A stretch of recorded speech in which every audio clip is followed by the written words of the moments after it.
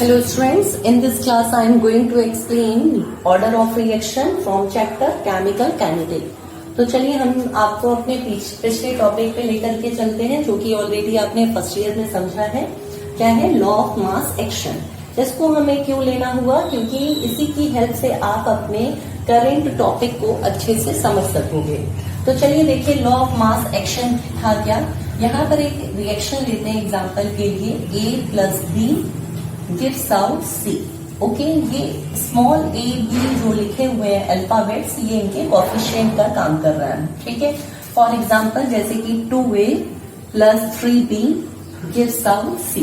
Okay, तो अब यहाँ पर according to law of mass action rate directly proportional होता है रिएक्टिंग स्पीशीज के कंसंट्रेशन के मल्टीप्लिकेटिव वैल्यू के। ओके, सो यहाँ पर A कंसंट्रेशन है तो A लिखेंगे, और क्योंकि इसकी कोफिशिएंट A है तो पावर में A, B कंसंट्रेशन है तो B लिखेंगे, और कंसंट्रेशन के लिए बिगेस्ट ब्रैकेट का यूज करते हैं, और B का कोफिशिएंट स्मॉल b है तो यहाँ पर क्या लिखेंगे? Small b। ठीक है, so rate is equal to, क्योंकि प्रोपोर्शनल का साइन हटेगा तो क्या आ जाएगा? Small k A to the power small a and B to the power small b।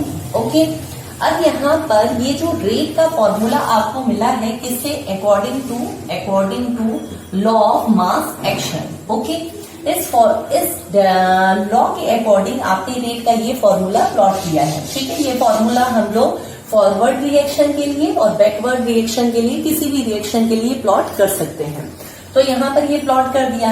अच्छा, ये जो कोफिशिएंट है इसका क्या रूल है? तो देखिए इसका क्या रूल होता है। जैसे कि यहाँ पर एग्जाम्पल के तौर पे हमने कुछ न्यूमेरिकल कोफिशिएंट लिखे हैं, जैसे कि A का है कोफिशिएंट B और B का कोफिशिएंट क्या है? 3। A का कोफिशिएंट 2 है ना कि B, एंड B का कोफिशिएंट क्या है? 3। ओके, अब यहाँ पर अगर हमें रेट को रिप्रेजेंट करना होगा तो देखिए कैसे होगा। Rate directly proportional A to the power, अब यहाँ 2 लिखा है तो आप क्या करोगे? 2 लिख दोगे, और B टू द पावर 3 लिखा है तो यहाँ पर 3 लिख दोगे। ठीक है, लेकिन एक्चुअल में ऐसा नहीं होता है। एक्चुअल में क्यों नहीं होता है? क्योंकि एक्सपेरिमेंटली जितना भी हम लोग यूज कंसंट्रेशन होता है, यानी कि used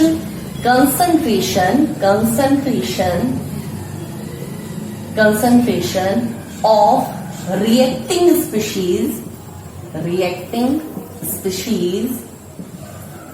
is always the exponential value of reactant.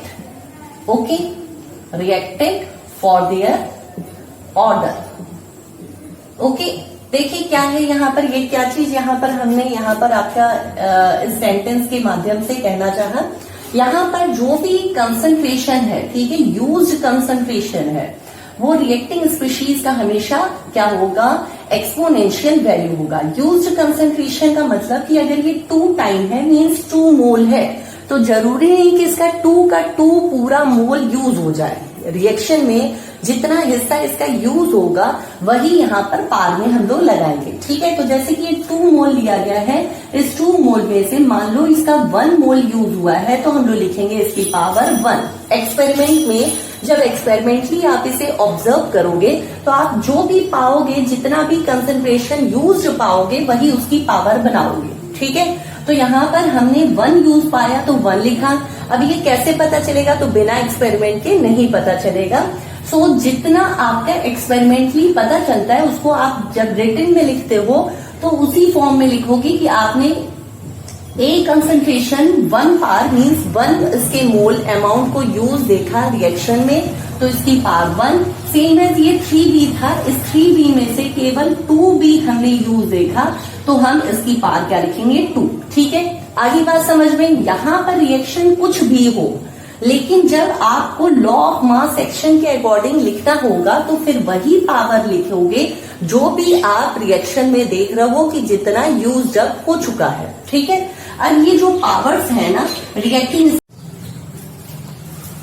तो ये जो ऑर्डर आप देख रहे हैं जो कि यूज अप हो चुका है 1 + 2 मीन्स ए का कंसंट्रेशन 1 यूज हुआ है टोटल यहाँ पर 2 कंसंट्रेशन था और B का कंसंट्रेशन 2 यूज हुआ है, जबकि यहाँ पर 3 कोफिशिएंट यानी कि 3 मोल था, जिसमें से 2 मोल यूज हुआ है, तो पावर क्या है 2 है। तो अब ये टोटल जो पावर होगी यानी कि the total power of reacting species, so reacting species is called order of reaction. Okay, so इसी को क्या बोलेंगे, ऑर्डर ऑफ रिएक्शन बोलेंगे।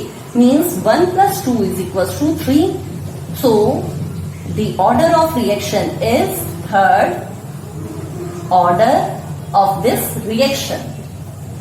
Okay, so अब समझ लो ध्यान से।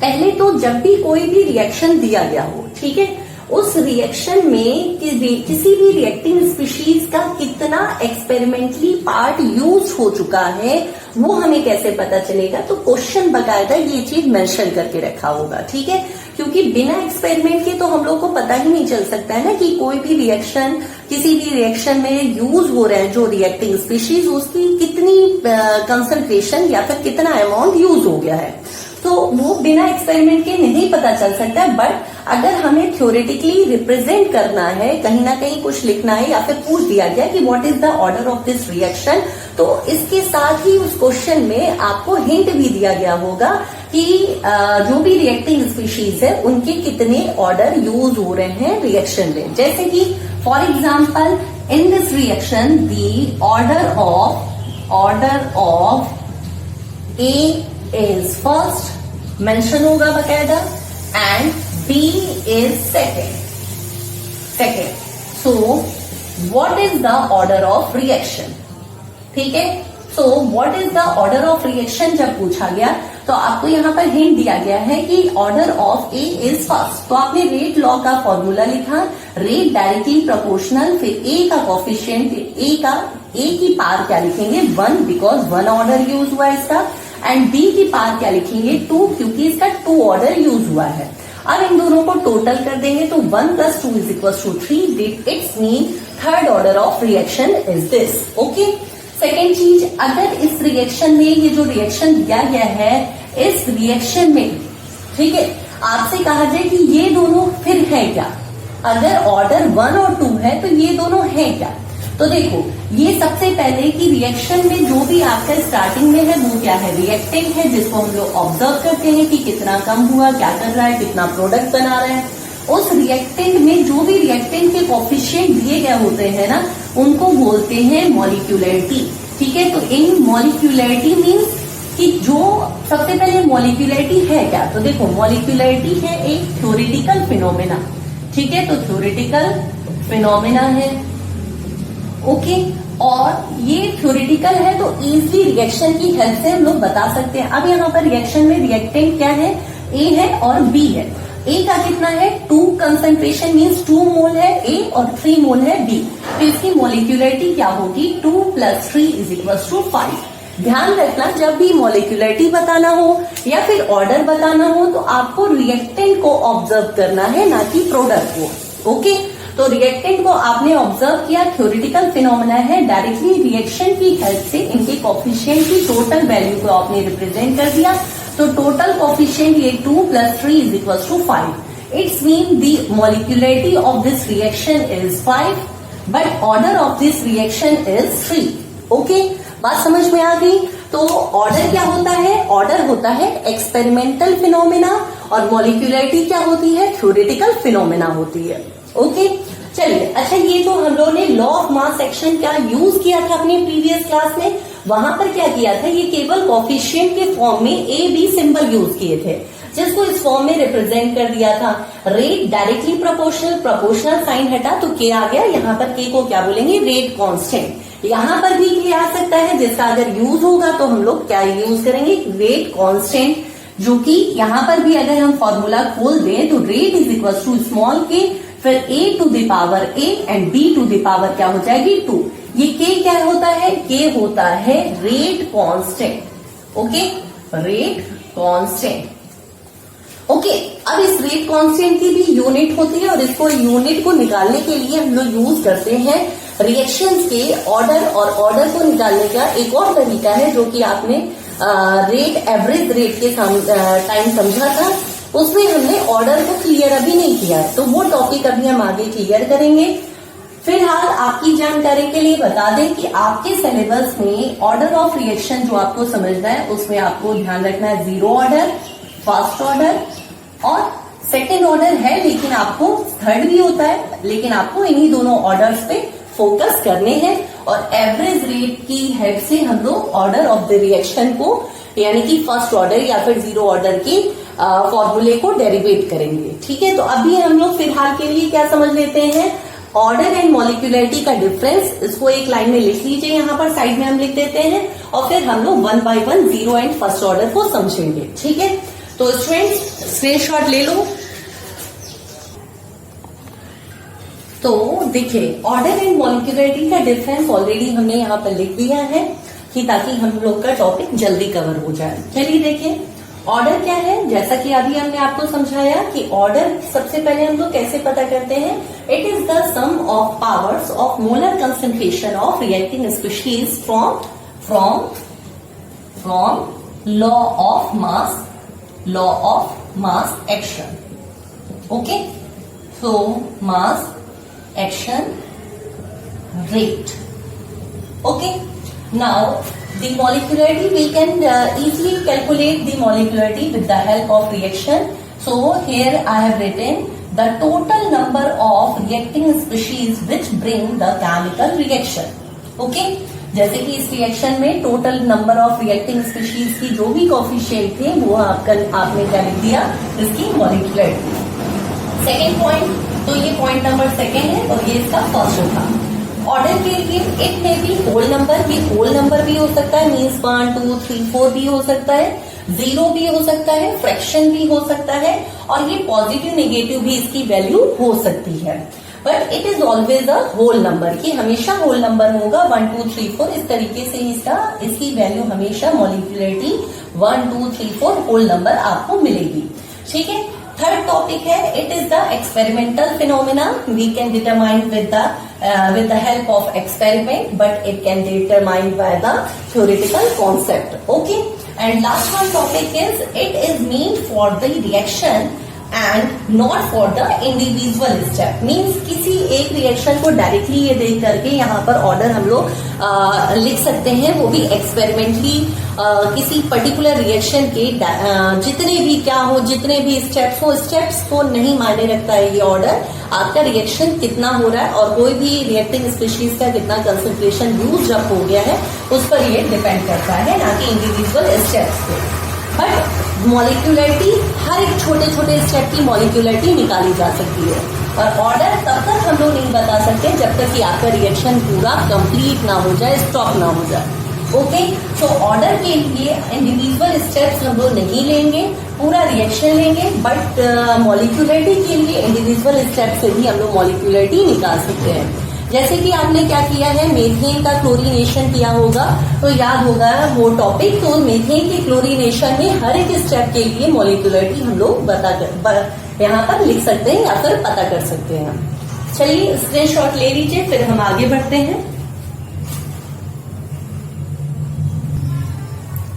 Okay students, now I am going to explain order of reaction, और ऑर्डर ऑफ रिएक्शन को एक्सप्लेन करने से पहले हम एक छोटा सा टॉपिक और कवर करना चाहेंगे, स्यूडो ऑर्डर ऑफ रिएक्शन। तो ये 1 मार्क्स में अक्सर पूछ लिया जाता है, स्यूडो ऑर्डर ऑफ रिएक्शन है क्या।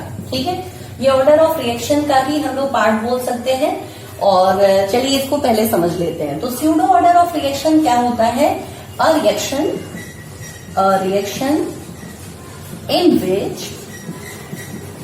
in which order and molecularity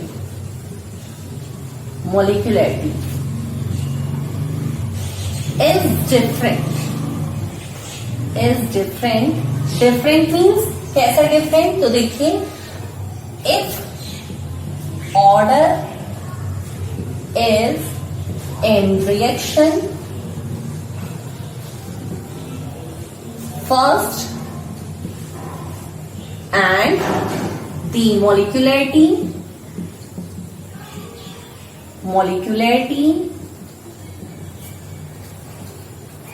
is second. Okay, called pseudo first order of reaction.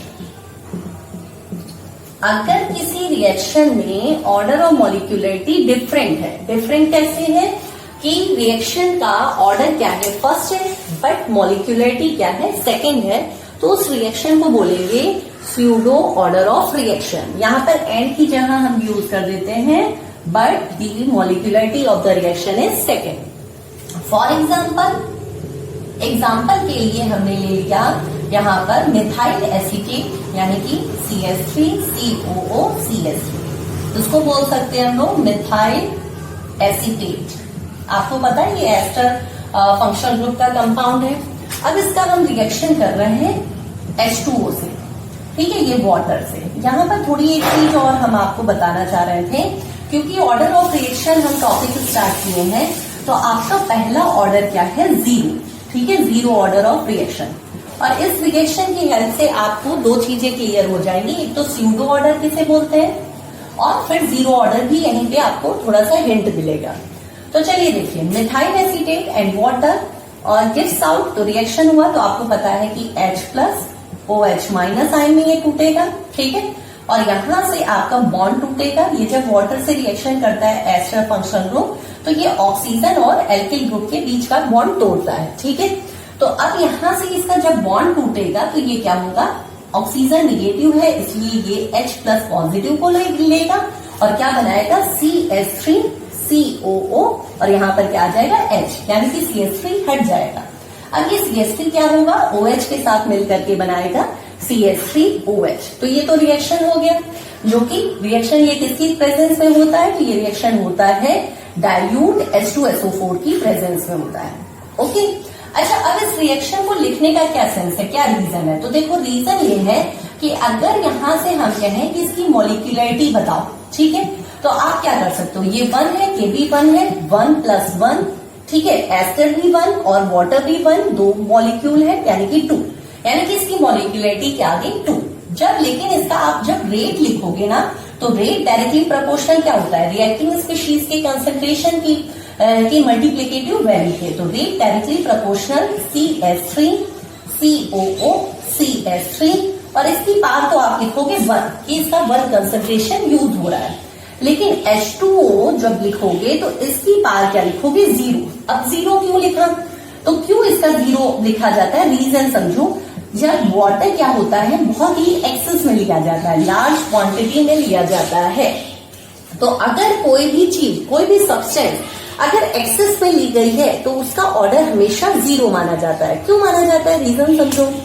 अगर मान लो हमारे पास 1 बकेट वाटर है, 1 बाल्टी पानी है. अब हमने क्या किया, 1 बाल्टी पानी में 1 स्पून चम्मच नमक डाल दिया. ठीक है, 1 चम्मच नमक डाल दिया. अब हम उसे डिजोल्व कर लिए. अब अगर हमने आपसे कहा कि ये आप टेस्ट कीजिए, क्या वाटर के टेस्ट में कोई चेंज आया है, तो क्या आपको चेंज मिलेगा, नहीं मिलेगा. यानी कि वाटर में आपको 1 स्पून सॉल्ट से कोई चेंज देखने को नहीं मिल रहा है. ओके, लेकिन अगर हम कहें कि जो सॉल्ट था आपका पहले था क्रिस्टलिन सॉलिड, आपने डिजोल्व किया, तो अब उसको हम सॉल्ट को कहें कि बताओ सॉल्ट में क्या चेंज देखने को मिल रहा है, तो हाँ मिल रहा है, क्योंकि वो आपका पहले तो आपके पास था, आप दिखा सकते थे कि 1 स्पून है, और फिर उसके बाद उसमें वो मिक्स हो गया, तो अब आप नहीं दिखा सकते हो, क्योंकि वो आपका सॉलिड क्रिस्टलिन पार्ट जो है डिजोल्व होकर के कब लिक्विड में बदल गया और कहाँ चला गया, उस वाटर में आपको दिख ही नहीं रहा है. ठीक बात समझ रहे हो, मीन सॉल्ट पे तो असर पड़ा, 1 स्पून सॉल्ट पे असर पड़ा, लेकिन जो लार्ज क्वांटिटी वाटर की थी उस पर कोई असर नहीं पड़ा, यानी कि कोई चेंज देखने को नहीं मिला. ठीक, सेम ऐसे ये मिथाइल एसीटेट है, तो इसके कंसेंट्रेशन पे आपको चेंज देखने को मिलेगा. ये पूरा का पूरा एक्सेस इस वाटर में जाएगा, डिजोल्व होगा, और ये तो आपको चेंज मिलेगा, ये तो आपको मिलेगा ही नहीं ना कि ये है कहाँ. ओके, जैसे सॉल्ट आपको वाटर के बाल्टी में हमने कहा कि सॉल्ट दिखाओ, तो आपको दिख ही नहीं रहा है, क्योंकि आपने उसे डिजोल्व कर दिया, वो लिक्विड स्टेट में हो गया. अब वो कहाँ है, क्योंकि टेस्ट भी आपको वाटर नहीं बता रहा है कि टेस्ट चेंज हुआ है। So same as methyl acetate के साथ भी यही होगा कि इसका पूरा कंसंट्रेशन यूज होगा, इसलिए इसकी पावर क्या होगी 1। लेकिन वाटर में कोई चेंज देखने को नहीं मिलेगा because of large amount and water taken in excess. ठीक है, लार्ज अमाउंट में है, ये एक्सेस में है, इस वजह से इसका ऑर्डर क्या होगा 0 की मीन्स इसमें कोई फर्क देखने को नहीं मिला है, एक्सपेरिमेंटल चेंज कुछ नहीं है, इट्स मीन 0। बात समझ गए? तो इसका ऑर्डर क्या हो गया 0 और इसका ऑर्डर क्या हो गया 1।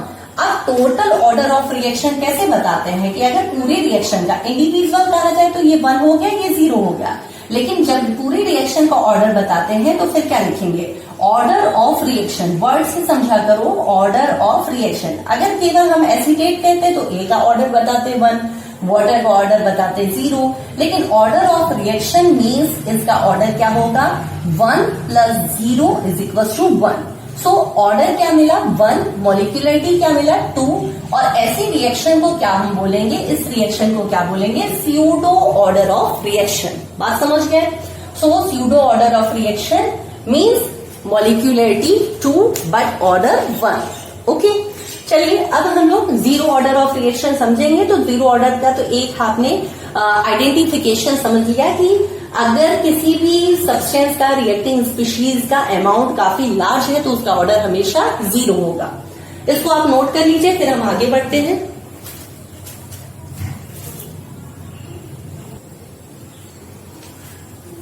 तो चलिए देखते हैं 0 ऑर्डर ऑफ रिएक्शन है क्या। तो सबसे पहले 0 ऑर्डर ऑफ रिएक्शन की पहचान आपको हम बता देते हैं कि है क्या। सबसे पहले 0 ऑर्डर ऑफ रिएक्शन का जो रेट होता है, rate of 0 order of reaction is always independent of its concentration. Okay, that is हम लोग ये भी कह सकते हैं it's mean the rate of the 0 order is always equal to the 0th power of the concentration of the reacting species of concentration. Okay, so reacting species of concentration. तो simple word में define करो, ज्यादा कहानी लिखने की जरूरत नहीं है। ध्यान रखना, हम लोगों को बस ये पता होना चाहिए कि 0 ऑर्डर ऑफ रिएक्शन मीन्स उसका जो भी रिएक्टिंग स्पीशीज होता है वो रेट पर डिपेंड नहीं करता है, इंडिपेंडेंट होता है। तो आप ये पहली लाइन जो है यूज कर सकते हो, ये फर्स्ट लाइन की rate of the 0 order of reaction is always independent of its concentration. Okay, अच्छा, अब आप कहोगे कि मैम अभी तो आपने एक रिएक्शन में दिखाया कि उसकी क्वांटिटी लार्ज है, काफी एक्सेस में है, तो उसका ऑर्डर 0 होगा। तो ऐसा कौन कौन सा केस है जिस केस में आप कह सकते हो कि वो रिएक्शन का ऑर्डर क्या है 0 है। तो देखो, रिएक्शन का हमारे अकॉर्डिंग, या फिर आप देखो, हमें आपको एक छोटा सा हिंट बता देते हैं कि अगर कोई रिएक्टिंग स्पीशीज है, ठीक है, रिएक्टेंट है और वो क्या है लार्ज है, क्वांटिटी में है, ठीक है, तो फिर उसका ऑर्डर क्या होगा 0 होगा, बहुत ज्यादा होगा। अगर वो रिएक्टिंग स्पीशीज बकायदा मेंशन है कि टेकन इन एक्सेस, ओके, तो फिर आपको वो बिगर हिंट है कि इट्स मीन कि उसका ऑर्डर क्या होगा 0 होगा। सेकेंड चीज कि अगर कोई रिएक्शन टोटली डिपेंड करता है, रिएक्शन जो है वो टोटली डिपेंड कर रहा है किस पर, depend upon the catalyst. Okay, so the catalyst, तो ऐसे केस में उस रिएक्शन का क्या होगा, ऑर्डर 0 होगा। ओके, बात समझ में आ गई। कि अगर किसी रिएक्शन में कोई कैटलिस्ट दिया गया, वो कैटलिस्ट पे पूरी तरीके से वो रिएक्शन डिपेंड करता है, तो वो रिएक्शन का ऑर्डर क्या होगा, 0 होगा। सेकेंड चीज, थर्ड चीज आपको क्वेश्चन में बकायदा हिंट होगी, यूनिट। यूनिट कैसे निकालते हैं अभी इस पे हम बात करेंगे।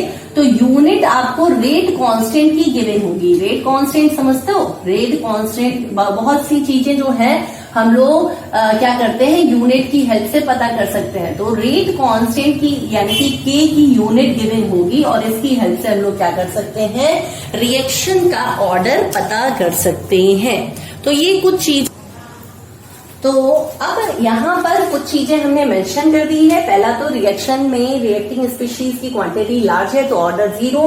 दूसरा, रिएक्शन जो है वो क्या होगा, टोटली डिपेंड होगा। टोटली, यहाँ पर टोटली हमने क्या लिख दिया, totally depend upon the catalyst. जैसे कि एग्जांपल, इसको हम एग्जांपल से लेकर के एक्सप्लेन कर देते हैं कि अमोनिया है, अमोनिया को मोलिब्डेनम की प्रेजेंस में अमोनिया को डिकम्पोज करते हैं। तो अमोनिया डिकम्पोज हुआ N2, ठीक है, और प्लस H2 में ये डिकम्पोज हो गया, ठीक है। तो अब अगर ये अमोनिया N2 प्लस 3H2 में डिपेंड हुआ और किसकी वजह से, मोलिब्डेनम कैटलिस्ट की वजह से डिकम्पोज हुआ, तो यहां पर ये जो अमोनिया है इसका रिएक्शन का जो ऑर्डर होगा वो क्या होगा, NH3 की पावर क्या लिखोगे हम लोग, 0। बात समझ गए। तो यहां पर अमोनिया की कंसंट्रेशन की पावर 0, क्योंकि यहां पर पूरा का पूरा रिएक्शन आपका ये आगे प्रोसीड हो रहा है बिकॉज ऑफ कैटलिस्ट। बात समझ गए।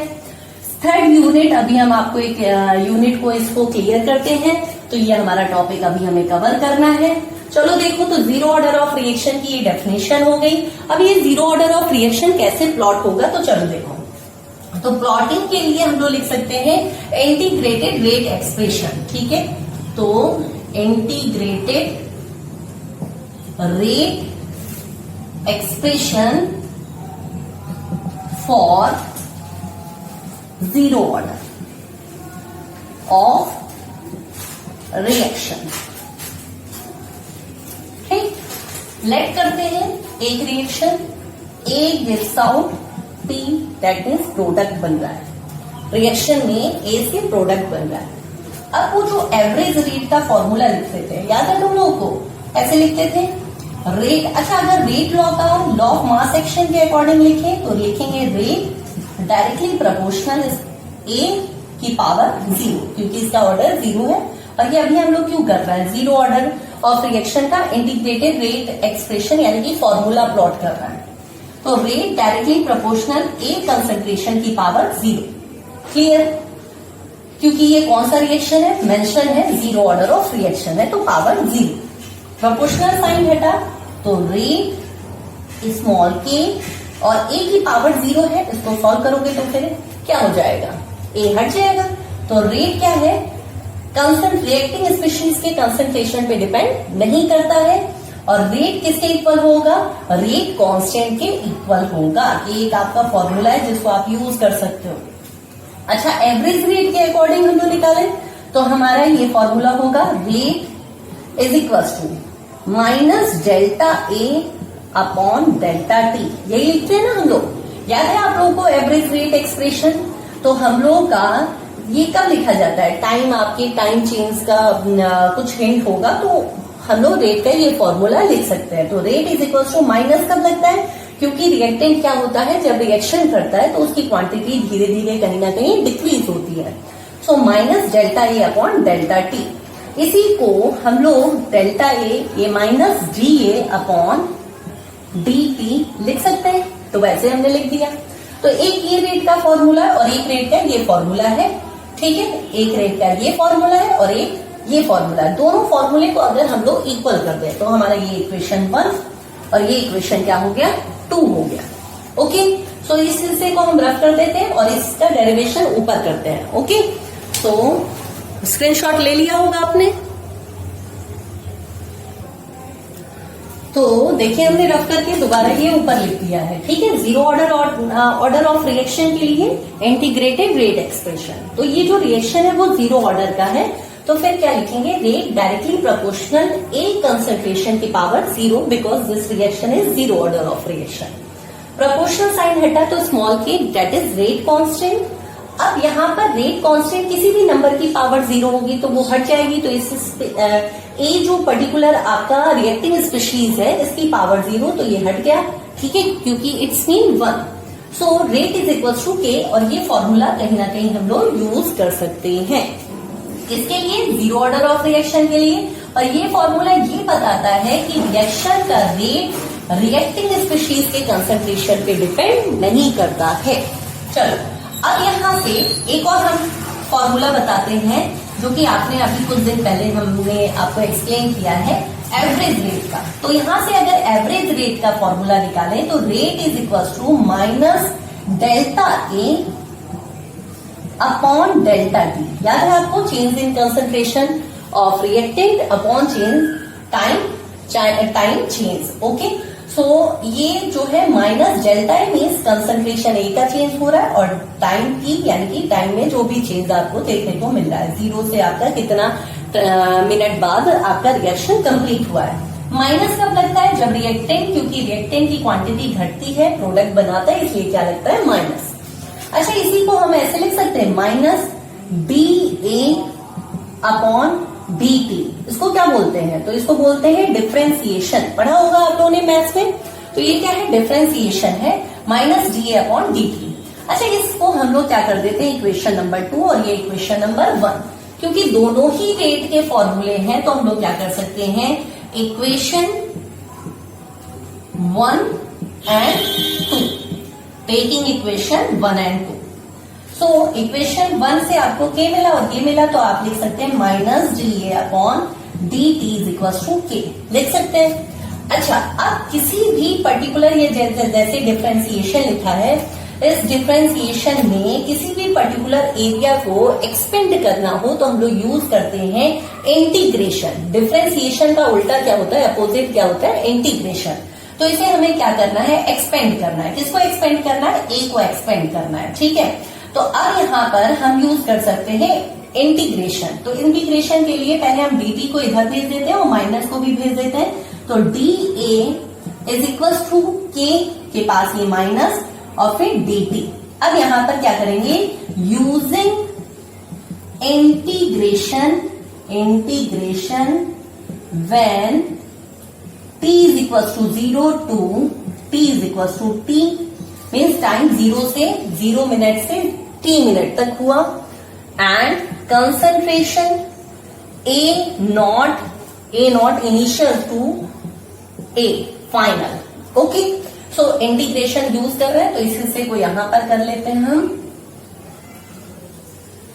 ओके, यहां पर हमने किया तो हमारा ये हिस्सा अब आगे जा रहा है, ठीक। तो यहां पर इंटीग्रेशन यूज किया, हमारा क्या है, ए नॉट से ए तक, यानी कि इनिशियल से फाइनल तक। ओके, डी ए इक्वल के फॉर्म में माइनस के डी टी था, तो माइनस के बाहर रखो और इंटीग्रेशन t 0 से t तक, ठीक। ये क्या था हमारा, यहाँ पर dt था, तो dt। अब इसमें क्या है, फाइनल से 0, तो फाइनल से 0 का मतलब क्या हुआ कि आपका इनिशियल कंसंट्रेशन, 0 से फाइनल। तो अब इस इंटीग्रेशन को, जब इंटीग्रेशन हटता है तो ये ऐसे आ जाएगा, आपका कितना चेंज हुआ वो लिखोगे, तो final minus initial. Okay, final minus initial, ये चीज हट जाएगा। इक्वल में के टी, अब टी आपका क्या लिखोगे, फाइनल माइनस इनिशियल। तो अगर मान लो टी फाइनल है तो ये टी और माइनस इनिशियल तो 0 है, तो ये हट ही जाएगा, यानी कि A minus A not is equal to minus का के टी, ठीक है। तो ये किसका फॉर्मूला बना, आपका जीरो ऑर्डर ऑफ रिएक्शन का फॉर्मूला बना है। ऑर्डर ऑफ रिएक्शन का क्या बन गया, फॉर्मूला। ओके, अच्छा, यही इसी फॉर्मूले से, इस फॉर्मूले से हम लोग क्या कर सकते हैं, इसी फॉर्मूले से हम लोग हाफ लाइफ पीरियड का फॉर्मूला प्लॉट कर सकते हैं। तो न्यूमेरिकल में आपको कहीं यूज करना होगा तो जीरो ऑर्डर ऑफ रिएक्शन के लिए ये कर सकते हैं, आप ये फॉर्मूला यूज कर सकते हैं। यहीं पे आपको हाफ लाइफ पीरियड का फॉर्मूला बता देते हैं। तो चलिए देखिए, half life period for zero order of reaction. Half life समझते हो कि कोई भी सब्सटेंस अपनी क्वांटिटी का जितने टाइम ड्यूरेशन में आधा रह जाए तो उसे क्या बोलते हैं, हाफ लाइफ पीरियड। जैसे मान लो एक पतीले में आपने दूध रखा है, दूध आपने 1 लीटर है, अब जितने टाइम ड्यूरेशन में वो 1 लीटर से आधा लीटर हो जाए उस टाइम को क्या बोलेंगे, हाफ लाइफ पीरियड। बात समझ गए। तो अब हम हाफ लाइफ पीरियड के लिए केस में क्या होगा कि जो भी आपका इनिशियल फाइनल कंसंट्रेशन होगा वो इनिशियल कंसंट्रेशन का क्या हो जाएगा, ठीक आधा। तो फॉर एग्जांपल एक एग्जांपल लेते हैं, जैसे ए गिव्स टू क्या था, प्रोडक्ट, यही था ना। तो मान लो लेट करते हैं कि ए 10 यूनिट था और ये बना ही नहीं था। जब T 0 था तो ये 10 था और ये 0 है, मतलब अभी हम टाइम वॉच लगाए हैं और ये 10 है और ये प्रोडक्ट बना ही नहीं है। जैसे जैसे समय आपका बढ़ा आगे तो ये धीरे धीरे कम हो रहा है। देखिए 10 से 7 हो गया तो ये 3, ये 4 हो गया तो ये क्या हो गया, 6। ठीक है, ऐसे कम हुआ। एक ऐसा टाइम आएगा कि जिस टाइम में क्या हो जाएगा, ये आपका 5 हो गया, मान लो 5 भी आएगा तो ये क्या हो जाएगा, ये भी 5। तो जिस टाइम ड्यूरेशन में आपका रिएक्टेंट इनिशियल कंसंट्रेशन का क्या हो जाएगा, रिएक्टेंट मीन्स ये 10 था और बाद में क्या हो गया 5। तो जितने टाइम पीरियड में, जैसे 20 मिनट में ये काम हुआ कि ये 10 से क्या हो गया, 5 हो गया। ओके, ये 5 जो हुआ है ये इसका क्या है, फाइनल कंसंट्रेशन, और ये जो 10 है वो इसका क्या है, इनिशियल कंसंट्रेशन। तो इनिशियल को रिप्रेजेंट करने के लिए हमने क्या लगा दिया, A0, और फाइनल को रिप्रेजेंट करने के लिए क्या लिखा है हमने, A। तो ये जो फाइनल है ये क्या हो गया, 5 कितने मिनट में, 20 मिनट में, और पहले क्या था, 10 था। सो जो ये 10 था इनिशियल, वो क्या है, अगर इसका ठीक आधा करें तो हमें ये फाइनल वाला हिस्सा मिल जाएगा। यानी कि 10 का आधा करें तो ये 5 के बराबर हो जाएगा। कौन से केस में, टी हाफ के केस में, यानी कि हाफ लाइफ पीरियड के केस में। हाफ लाइफ को हम रिप्रेजेंट कर रहे हैं टी हाफ से। बात समझ रहे हो। तो इस हिस्से को अब हम रफ करते हैं और फिर हम बकायदा फॉर्मूले पे जाते हैं। तो ये रहा डस्टर, और चलिए देखिए, तो अब यहां पर देखिए हमारा क्या है कि we know that for half life period, half life इसको लिख देते हैं टी हाफ, ठीक है। Final concentration is equal to the half of initial concentration. Final concentration equal होगा हाफ ऑफ इनिशियल कंसंट्रेशन के। Is it clear. अभी example से बताया था कि ये 5 हो गया और ये क्या था, 10 था, तो 10 का आधा करोगे तो 5 के बराबर होगा। यानी कि इनिशियल का आधा फाइनल के बराबर होता है। कौन सी केस में, हाफ लाइफ के केस में। बात समझ गए।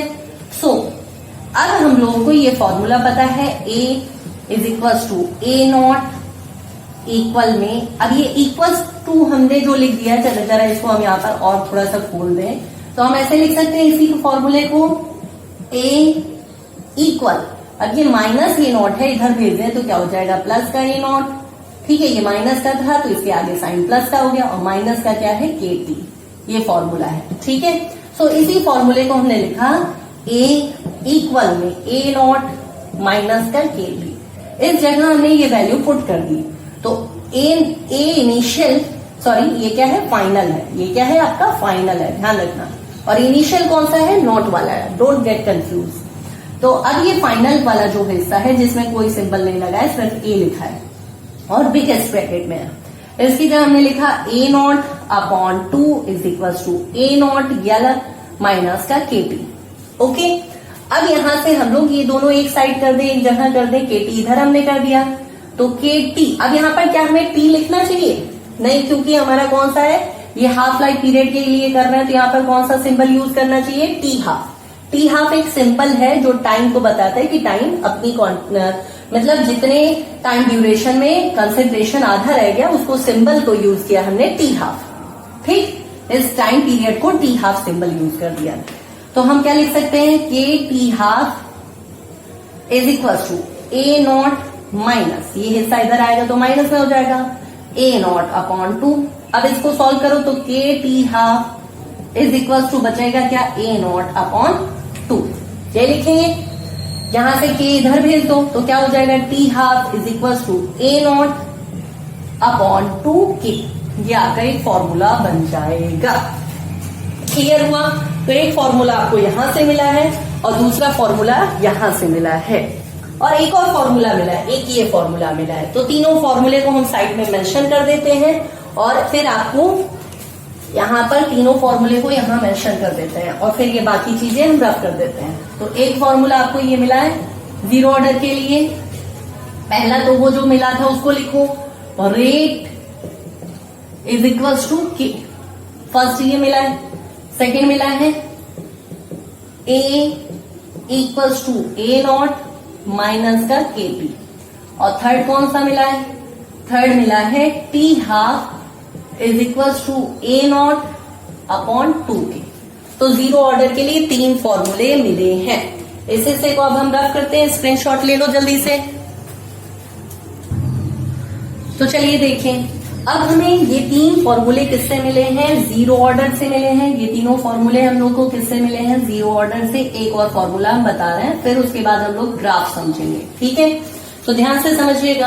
अब एक और formula, A gives out P, यही तो जीरो ऑर्डर ऑफ रिएक्शन का था कि रिएक्टेंट गिव्स आउट प्रोडक्ट। अच्छा, इस केस में मान लो, क्योंकि प्रोडक्ट की तो बात हम लोग ने की ही नहीं, अगर ये प्रोडक्ट की बात करें और इसका कंसंट्रेशन क्या मान ले, एक्स मान ले, तो इस केस में क्या होगा, रेट इज इक्वल टू, क्योंकि कंसंट्रेशन ये प्रोडक्ट का आपका इंक्रीज होता है, डिक्रीज तो होता नहीं है, तो यहां पर माइनस नहीं लगेगा। हम लोग क्या लिखेंगे, D x upon d T.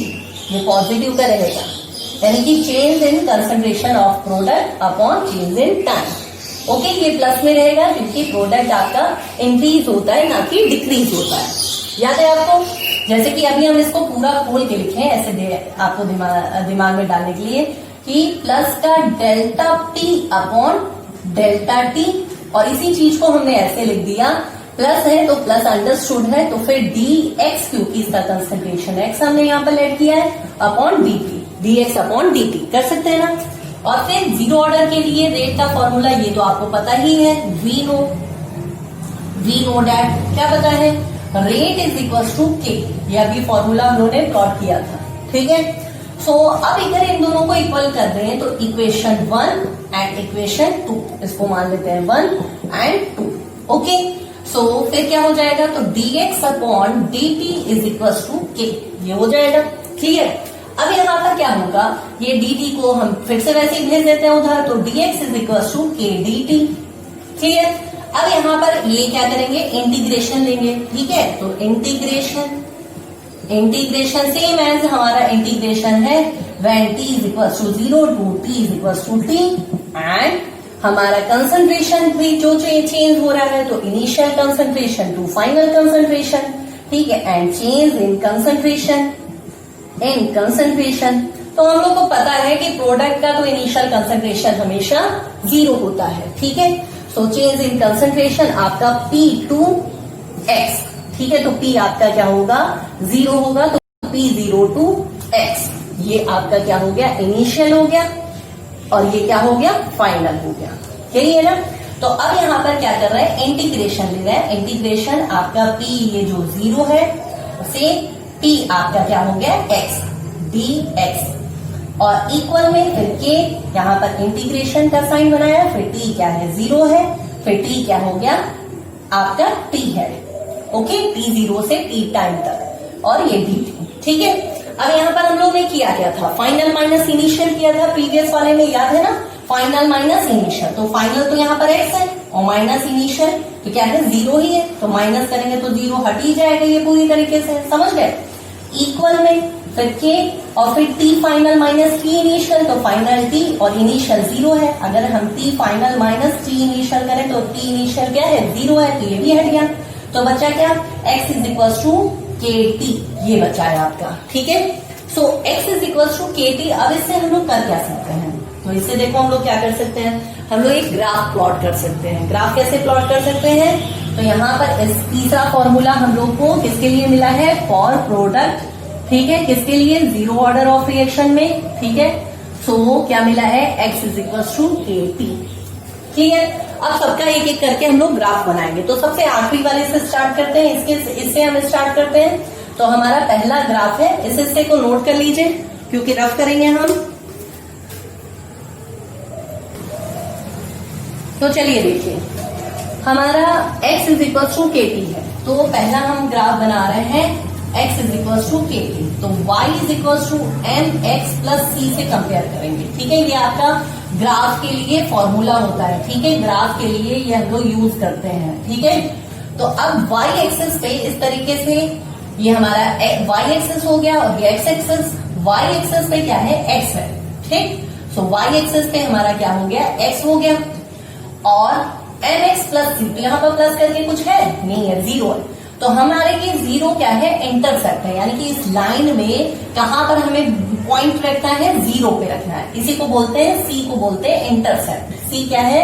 Intercept है, ठीक है। यहाँ पर एक चीज हमने यूज नहीं की है, वो बता देते हैं कि ये जो हमारा x is equal to KT मिला था, इसी में साथ में हम लोग इंटरसेप्ट यूज करते हैं, c। और इस c की वैल्यू जब t is equal to zero होता है तो, और x इज इक्वल टू भी जीरो होगा तो c की वैल्यू भी जीरो होगा। तो केवल इतना ही बचेगा। बात समझ गए? तो c क्या होता है? इंटरसेप्ट, और इसकी वैल्यू क्या होगी? जीरो होगी। ओके। सो y एक्सिस पे क्या मिलेगा? x, और फिर उसके बाद m को क्या बोलते हैं? स्लोप। तो m क्या है? ये m है k, ठीक है। स्लोप, स्लोप का मतलब कि कोई लाइन नीचे से ऊपर जाए या फिर ऊपर से नीचे जाए, वो भी कहां से होती हुई? y, ये जो y लाइन है ना, वहां से होती हुई। तो अब हमारा C इंटरसेप्ट जीरो है, तो जीरो से स्लोप आपका जाएगा नीचे से ऊपर, ठीक है। C अगर हमारा 2, 3, 4 कुछ होता तो इस लाइन में जहां पर भी 2, 3, 4 होता, वहां से हमारा स्लोप अगर नीचे जाना है कि ऊपर जाना है, ये कैसे पता चलेगा? तो देखो, ये जो m है, m की वैल्यू k है। k अगर पॉजिटिव में है, सो इसकी वैल्यू जो होगी, स्लोप की वैल्यू नीचे से ऊपर जाएगी। बात समझ गए? m is equal to k, और k क्या है? पॉजिटिव में है, ठीक है। और c क्या है? इंटरसेप्ट जीरो है, तो हमने पॉइंट जीरो रखा। और फिर क्योंकि ये पॉजिटिव में है तो हम स्लोप को ऊपर ले गए। अगर यही निगेटिव में होती तो स्लोप को कहाँ ले आते? नीचे ले आते हैं, ठीक है। तो वैसे जीरो से नीचे होगा नहीं, होना होता तो फिर क्या होता है? जैसे कि मान लो यहाँ पर c की वैल्यू कुछ होती, 3, 4, 5 कुछ होती, तो हम c इंटरसेप्ट 0.4 पे रखते हैं। और फिर m स्लोप की वैल्यू ये k है, पॉजिटिव में ही है, तो यहां से हम ऊपर ले जाएंगे, ठीक है। और अगर ये निगेटिव में होती तो स्लोप को क्या कर देते? नीचे कर देते। बात समझ गए? क्लियर? निगेटिव में होती तो स्लोप नीचे, पॉजिटिव में है तो स्लोप ऊपर। क्लियर? तो ये हमारा क्या हो गया? m स्लोप जो है वो क्या है? k है, और c इंटरसेप्ट जीरो है। तो जीरो से हम ऊपर ले गए, और ये क्या हो गया? स्लोप, स्लोप जिसे हम क्या बोल रहे हैं? m इज इक्वल टू क्या है? k है। बात समझ गए? x एक्सिस पे क्या है? तो x पे क्या है? t, यानी कि टाइम। तो ये x एक्सिस पे क्या हो गया? Time, t। ओके। और ये x क्या है? प्रोडक्ट है। ये x किसका कंसंट्रेशन है? प्रोडक्ट का कंसंट्रेशन है, ठीक है। क्लियर हो गया? तो ये पहला ग्राफ आपको मिला है इससे। क्लियर? अब हम लोग और भी ग्राफ समझ लेते हैं तो आपको अच्छे से क्लियर हो जाएगा। चलिए ये ले लेते हैं सेकेंड ये ग्राफ। तो सेकेंड ग्राफ हमारा a is equal to a0 minus KT, ठीक। इस हिस्से को थोड़ा सा हम इधर कर देते हैं, मीन्स थोड़ा सा और चेंज कर देते हैं। कैसे? a इज इक्वल टू, ठीक, माइनस KT प्लस a0, ऐसे लिख सकते हैं। तो अब इसको कंपेयर किया, y is equal to mx plus c, ठीक है। ध्यान से समझना, यानी कि ऐसे ग्राफ जब बनेगा तो y एक्सिस पे क्या आ जाएगा? a आ जाएगा, तो ये y एक्सिस पे a आ गया, ओके। फिर x एक्सिस पे क्या आ जाएगा? x का क्या है? x पे क्या आ गया? t। तो ये जो x एक्सिस है यहाँ पर क्या आ गया? टाइम, यानी कि t। क्लियर? और c इंटरसेप्ट क्या है? a0 है। अभी यहाँ पर c इंटरसेप्ट क्या था? जीरो था, तो पॉइंट हमने जीरो पे रख दिया।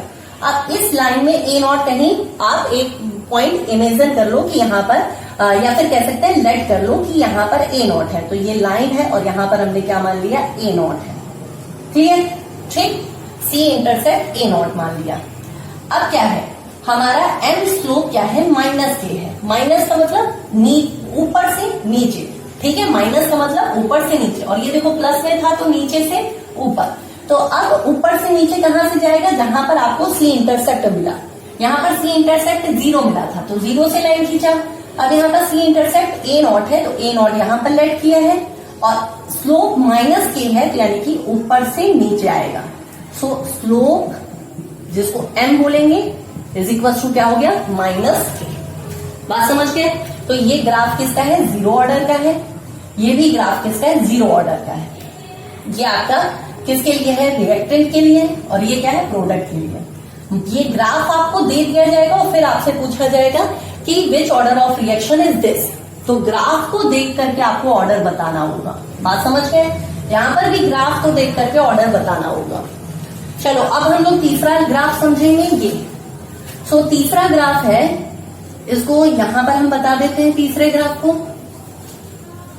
सो तीसरा ग्राफ है हमारा third, T half is equal to a naught upon 2k, यही था। इसको हम ऐसे लिख सकते हैं, T half is equal to 1 upon 2k a naught, अलग अलग कर दिया। अब इससे हमें क्या फायदा मिला, तो y is equal to mx plus c। यहाँ पर प्लस करके कुछ नहीं है तो 0 मान लिया। तो y एक्सिस पे क्या हो गया, y एक्सिस पे क्या हो गया, टी हाफ, ठीक।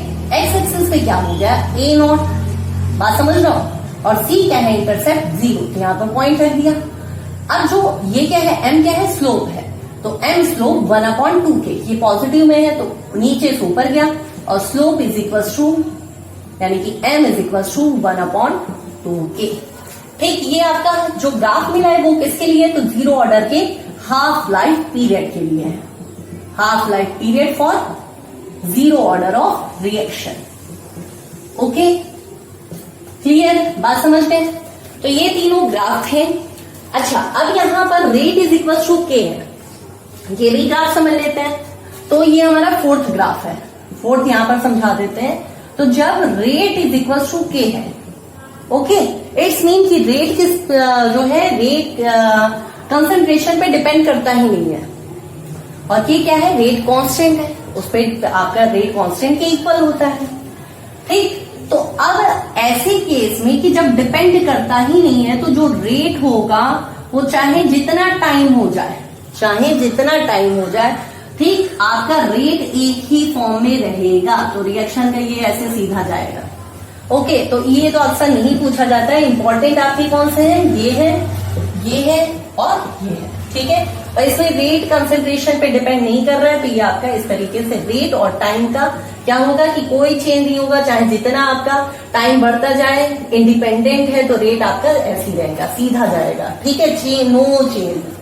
No change because no change, ठीक है, क्योंकि आपका टी चेंज होगा, टी अगर आपका चेंज हुआ so rate will not change, ठीक है, रेट नॉट चेंज। क्लियर, आगे बात समझ में। स्टूडेंट्स, अब हम लोग अपनी नेक्स्ट क्लास में फर्स्ट ऑर्डर ऑफ रिएक्शन के ग्राफ और उनके फॉर्मूले समझेंगे और उसके बाद न्यूमेरिकल सॉल्व करेंगे। Thank you so much, bye bye and take care.